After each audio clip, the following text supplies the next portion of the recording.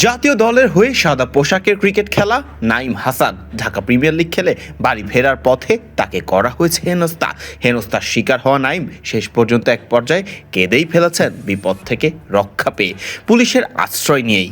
যদিও নিজের ক্রিকেটার পরিচয় দিয়েও রক্ষা পাননি সাদা পোশাকের ক্রিকেটে দেশের জার্সি গায়ে জড়িয়ে মাঠ মাতানো নাঈম হাসান।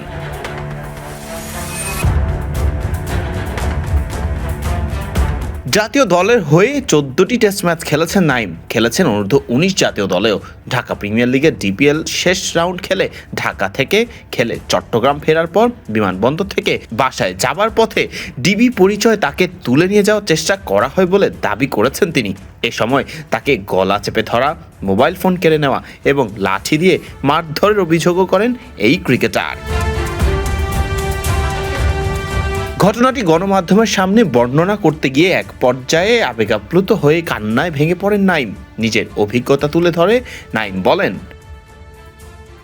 ডিপিএল এর ম্যাচ খেলে ফিরছিলাম, 10টা 20 মিনিটে আমাদের ফ্লাইট পৌঁছায়। তখন কোনো গাড়ি পাচ্ছিলাম না, তারপর সিএনজিতে করে যাচ্ছিলাম আমি। টোলের ওখানে একজন ট্রাফিক পুলিশ আমাদের থামায়, তারপর একজন বলে আমাদের গাড়ি চেক করো। আমি ভেবেছিলাম ব্যাগ চেক করবে। এরপরই পরিস্থিতি ভয়াবহ মোড় নেয় বলে দাবি করেছেন নাঈম। তিনি বলেন, কিন্তু উনি আমাকে ধাক্কা মেরে সিএনজির ভেতর ঢুকিয়ে লক করে দেয়।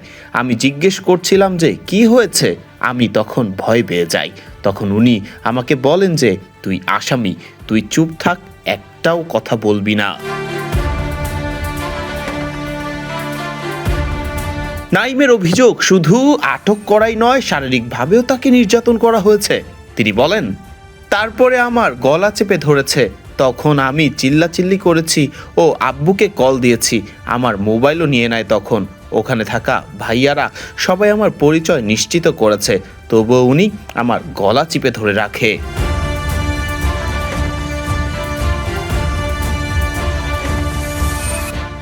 ঘটনাস্থলে উপস্থিত লোকজন তাকে জাতীয় দলের ক্রিকেটার হিসেবে শনাক্ত করলেও পুলিশ তা আমলে নেয়নি বলে দাবি করেন নাঈম।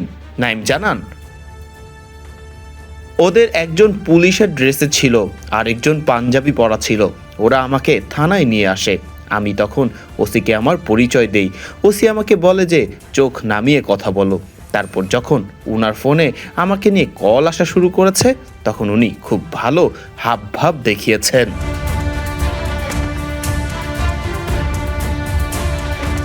জাতীয় দলের ক্রিকেটার হিসেবে নিজের পরিচয় দেওয়ার পরও কেন তাকে আটক রাখা হলো সেই প্রশ্নও তুলেছেন তিনি।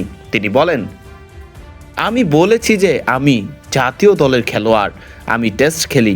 ওখানে প্রায় 100 মানুষের মতো ছিলেন, সবাই আমার পরিচয় নিশ্চিত করেছেন, তবুও পুলিশ শোনেনি। তা ওরা আমার গলা চেপে ধরে থানায় নিয়ে আসে।